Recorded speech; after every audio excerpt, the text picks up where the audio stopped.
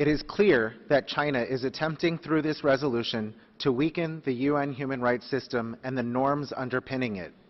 The feel-good language about mutually beneficial cooperation is intended to benefit autocratic states at the expense of people whose human rights and fundamental freedoms we are all obligated as states to respect.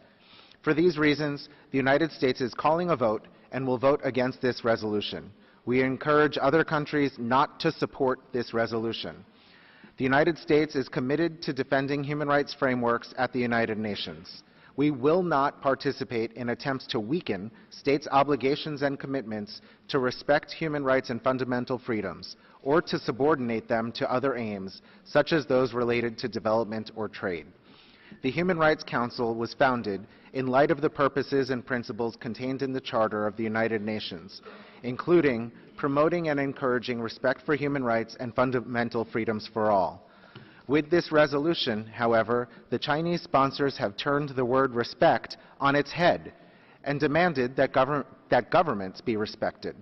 A call for governments that abuse their own citizens' rights to be respected has no place in a forum dedicated to respecting and protecting the human rights and fundamental freedoms of the individual. Therefore, we are disappointed that the revised draft still betrays China's effort to insulate itself from criticism of its human rights record by demanding respect. No nation's human rights record is perfect. Criticism is necessary to promote and protect the human rights and fundamental freedoms of all. The only way for any government to achieve respect is for that government to respect human rights and fundamental freedoms.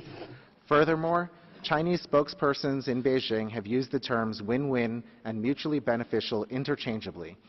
They have been clear about their intent to glorify their head of state by inserting his thoughts into the international human rights lexicon. None of us should support incorporating language targeting a domestic political audience into multilateral settings. This is especially true as the term has no clear meaning internationally and is vulnerable to subsequent interpretation and reinvention by the one country that uses the phrase.